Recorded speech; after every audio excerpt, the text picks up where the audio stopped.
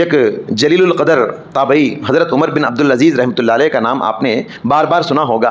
حضرت عمر بن عبدالعزیز رحمۃ اللہ علیہ بہت بڑے نیک انسان، بہت بڑے اللہ والے، بہت بڑے علم والے انسان گزرے ہیں۔ حضرت عمر بن عبدالعزیز اتنی اچھی حکومت انہوں نے کی، ان کی حکومت کی مثالیں آج بھی لوگ دیتے ہیں۔ حضرت عمر بن عبدالعزیز رحمۃ اللہ علیہ عہد اموی کے زمانے کے انسان تھے، شخصیت گزرے ہیں۔ عہد اموی میں ایک بادشاہ تھے حضرت سلیمان بن عبد الملک، بہت اچھے بادشاہ تھے سلیمان بن عبد الملک رحمۃ اللہ علیہ، بہت اچھے بادشاہ گزرے ہیں۔ اور ایسے بادشاہ کے لوگ ان کی تعریف میں کہتے تھے سلیمان مفتاح الخیر، سلیمان خیر کی کنجی ہے، سلیمان خیر کا دروازہ ہے، سلیمان بھلائیوں کی چابی ہے، بھلائیوں کی چابی۔ سلیمان کی ایسی تعریف کرتے تھے۔ حضرت سلیمان بن عبد الملک کے زمانے میں عہد اموی میں رواج یہ تھا کہ باپ کے بعد بیٹا حکومت کی کرسی پہ آتا اور بھائی کے بعد بھائی حکومت کی کرسی پہ آتا۔ اب سلیمان کے بعد باری تھی ان کے بھائی ہشام بن عبد الملک کی۔ وہ سمجھ رہے تھے کہ میرے بھائی کے بعد میں ہی حکومت کی کرسی پر آنے والا ہوں۔ حضرت سلیمان بن عبد الملک ان کے ایک مشیر تھے، ان کے زمانے میں ایک بہت بڑے بزرگ تھے رجا بن حیوا، بہت بڑے اللہ والے تھے۔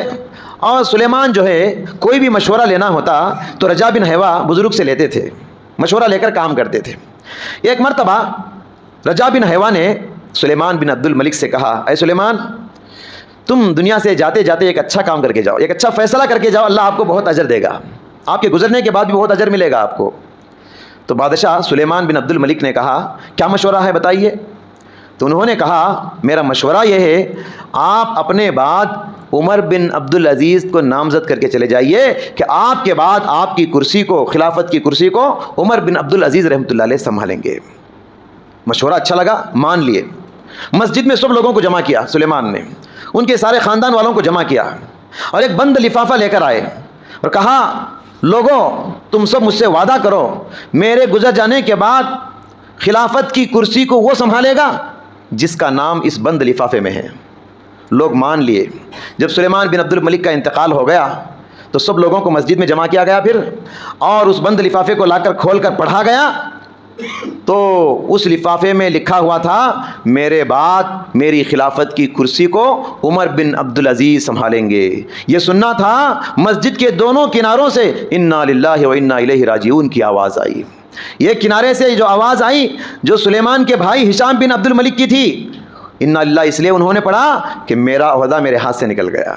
اور دوسرے کنارے سے جو انا للہ کی آواز آئی وہ حضرت عمر بن عبدالعزیز رحمۃ اللہ علیہ کی تھی، انہوں نے انا للہ اس لیے پڑھا کہ اتنا بڑا بوجھ میرے سر پر آ گیا، اتنی بڑی ذمہ داری، اتنا بڑا عہدہ میرے اوپر آ گیا، اس کو خوش نہیں ہوئے، انا للہ انہوں نے پڑھا۔ دونوں کے انا للہ کہنے میں کتنا فرق ہے آپ اندازہ لگا سکتے ہیں۔ محترم حضرات، حضرت عمر بن عبدالعزیز حکومت کی کرسی پر آنے کے بعد ایسی مثالی حکومت انہوں نے قائم کی، مفسرین مورخین کو لکھنا پڑا کہ علی منہاج النبوہ ایسی خلافت عمر بن عبدالعزیز نے کی۔